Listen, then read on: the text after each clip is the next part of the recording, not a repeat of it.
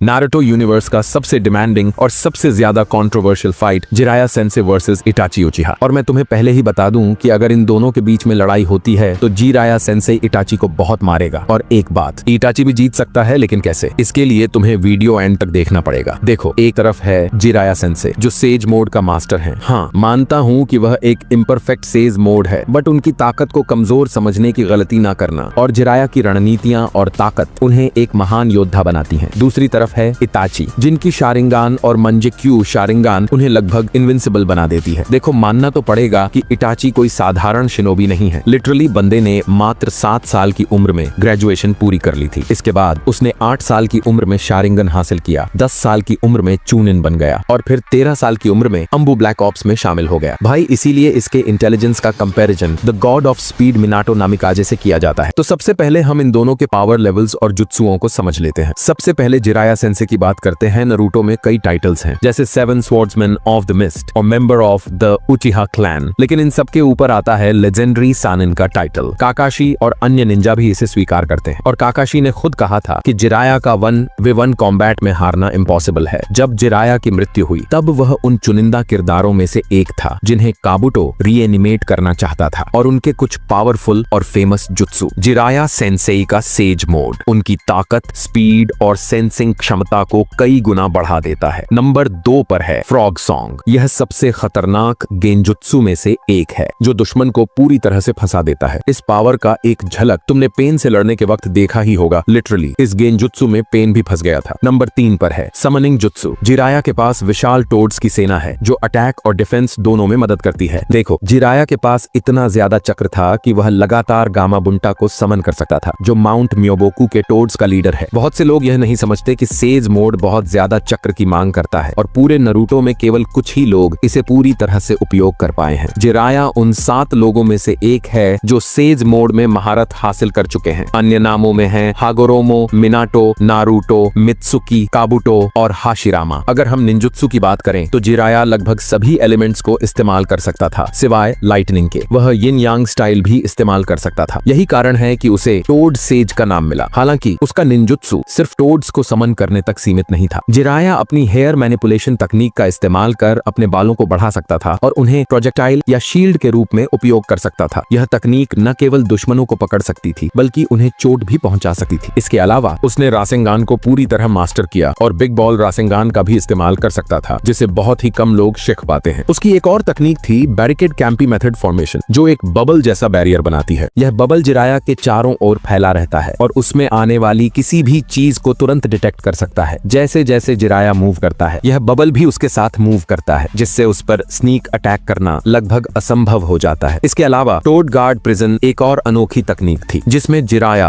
अपने दुश्मनों को टोड के अंदर कैद कर सकता था। यह एक तरह का अलग स्पेस क्रिएट करता है जिसमें दुश्मन पूरी तरह फंस जाता है और उनका अनुभव उन्हें किसी भी स्थिति में सही रणनीति बनाने में मदद करता है। तो अब इताची उचिहा, जिसे शिनोबी वर्ल्ड में एक ट्रैजिक हीरो के तौर पर देखा जाता है, एक ऐसा किरदार है जिसने अपने क्लैन, गांव और भाई के लिए अपनी जिंदगी कुर्बान कर दी। उनकी ताकत, जुत्सु और रणनीतियां उन्हें निंजा वर्ल्ड के सबसे खतरनाक शिनोबी में से एक बनाती हैं। आइए उनकी सभी क्षमताओं पर गहराई से नजर डालें। नंबर 1 पर है इटाची का शारिंगान और उसका गेंजुत्सु त्सुकुयोमी। यह सबसे खतरनाक गेंजुत्सु में से एक है। इसमें दुश्मन को मात्र 1 सेकंड में कैद किया जा सकता है। त्सुकुयोमी की दुनिया में इताची खुद समय और स्पेस को कंट्रोल करता है। इससे वह दुश्मन को मानसिक और शारीरिक रूप से पूरी तरह तोड़ सकता है, जैसा उसने काकाशी के साथ किया था। नंबर 2 पर है उसका अमाटेरासु ब्लैक फ्लेम्स। यह आग तब तक जलती रहती है जब तक दुश्मन पूरी तरह खत्म न हो जाए। अमाटेरासु का टारगेट बच नहीं सकता, यहाँ तक कि इसे बुझाना भी असंभव है। और नंबर 3 इटाची का सुसानो और उसके 2 इनविंसिबल हथियार। पहला याता मिरर, यह ढाल हर प्रकार के निंजुत्सु, ताइजुत्सु और गेंजुत्सु को रोक सकता है। और दूसरा तोत्सु का ब्लेड, यह तलवार किसी को भी सील कर सकती है, यानी दुश्मन को एक अलग डायमेंशन में कैद कर देती है। नंबर 4 पर है इताची का इंटेलिजेंस और स्ट्रेटजी। इताची का दिमाग उसकी सबसे बड़ी ताकत है। उसकी हर मूव सोची समझी होती है। उसने अकेले ही पूरे उचिहा क्लैन का खात्मा कर दिया था, वह भी बिना किसी गलती के। और उसके अन्य जुत्सु, क्रोक्लोन जुत्सु, इस तकनीक से इताची भ्रम पैदा करता है, जिससे दुश्मन को उसकी असली लोकेशन का पता नहीं चलता। यह जुत्सु लड़ाई में उसे एक रणनीतिक बढ़त देता है। Fire style great fireball jutsu, यह उचिहा क्लैन की क्लासिक तकनीक है। इसका उपयोग बड़े पैमाने पर दुश्मन को नुकसान पहुंचाने के लिए होता है। Fire style Phoenix says fire jutsu. यह तकनीक कई छोटे छोटे फायरबॉल्स को फेंकने के लिए उपयोग की जाती है। यह दुश्मन को चौंकाने और उसका ध्यान भटकाने में मदद करता है। Water style water fang bullet. इस जुत्सु से पानी के धारदार ब्लेड दुश्मन पर हमला करते हैं। यह दुश्मन की मूवमेंट को रोकने और उसे घायल करने के लिए उपयोगी। और उसका सबसे interesting and famous jutsu finger genjutsu, सिर्फ अपनी उंगली की ओर ध्यान दिलाकर दुश्मन को गेंजुत्सु में फंसाना। यह तकनीक तेज और अनएक्सपेक्टेड होती है और यह सबसे कुल जुत्सु लगता है मुझे। लिटरली बस अपने उंगली को किसी पर पॉइंट आउट करके तुम उसे अपने गेंजुत्सु में डाल सकते हो। इससे ज्यादा कुल चीज और क्या होगी। इताची के इन सभी जुत्सु और क्षमताओं को ध्यान में रखते हुए उनकी ताकत न केवल उनके जुत्सु में है बल्कि उनकी योजना और रणनीति में भी छिपी हुई है। वह लड़ाई में हर कदम सोच समझ कर उठाते हैं और दुश्मन को अपने हिसाब से नचाते हैं। इताची को हराना आसान नहीं है और उनकी ताकत का स्तर उनके जुत्सु और दिमाग दोनों के संतुलन पर आधारित है। यह लड़ाई वहीं से शुरू होती है जहां एनिमी में दोनों आमने सामने आए थे, लेकिन इस बार कोई और नहीं है, न नारुतो, न सासके और न कोई अन्य। यहाँ केवल जिराया और इताची हैं और यह मुकाबला टिल डेथ है। तो जब इताची ब्लैक फ्लेम अमाटेरासु की मदद से जिराया के कैद से निकलकर बाहर भागता है तो जिराया भी उनके पीछे दौड़ते हैं और लड़ाई शुरू होती है। अगर जिराया ओडामा रसेनगन का इस्तेमाल करेंगे तो यह इताची को भारी नुकसान पहुंचा सकता है, लेकिन इताची अपने सुसानो के याटा मिरर का उपयोग कर इस अटैक को आसानी से ब्लॉक कर सकते हैं। अगर इताची अपने अमातेरासु से हमला करेंगे तो जिराया के लिए बड़ी परेशानी बन सकती है, लेकिन जिराया अपने समनिंग जुत्सु और विशाल टोड्स की मदद से इससे खुद को बचा सकते हैं। जिराया का फ्रॉग सॉन्ग खतरनाक गेंजुत्सु है जो इताची को पूरी तरह से फंसा सकता है, लेकिन इताची का त्सुक्योमी और शारिंगान उन्हें इस गेंजुत्सु से बाहर निकाल सकता है और जिराया पर पलटवार करने में मदद कर सकता है। इताची का तोत्सुका ब्लेड जिराया के लिए सबसे बड़ा खतरा है, लेकिन जिराया का सेंसिंग बैरियर और तेज मूवमेंट उन्हें इस हमले से बचा सकता है। जिराया की कमजोरियां ये हैं कि सेज मोड में जाने के लिए समय चाहिए और गेंजुत्सु का सामना करने में परेशानी होती है।